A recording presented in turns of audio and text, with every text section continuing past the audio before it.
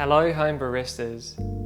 In this video you will learn a simple introduction and practical application to Espresso Brew Ratio Part 1. We have Part 2 coming in our Advanced series. What is brew ratio and why is it important? Brew ratio is a relationship between the amount of dose and the amount of yield.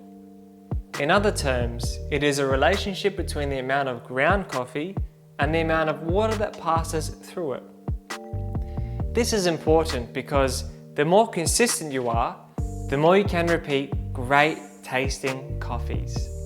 This is a great measuring tool that you can use in your own home. Let's do an example of how you can do this. To measure your coffee, you will need a scale. The reason espresso is now weighed in volume rather than milliliters is because of crema.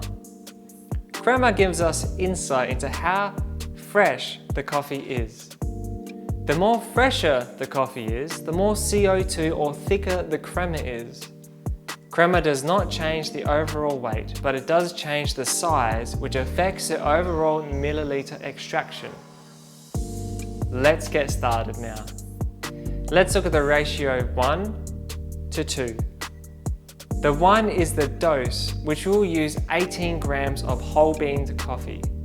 The 2 is the yield, which will be 36 grams of liquid. Now let's show you practically. You simply start by weighing out 18 grams of beans. Then you grind and tamp. Then you set up your scale and tare the coffee cup. Next, we extract. Make sure to stop the coffee at 36 grams. Well, there you have it, the 1 to 2 ratio. 18 grams of coffee yielding 36 grams of liquid. If you need a brew guide, please visit our website forcoffee.com.au and click the tab Brew Guide to see our recommended ratios for our products. Remember this, ratio is a guide, and it's up to you to find the sweet spot which you mostly enjoy your coffee.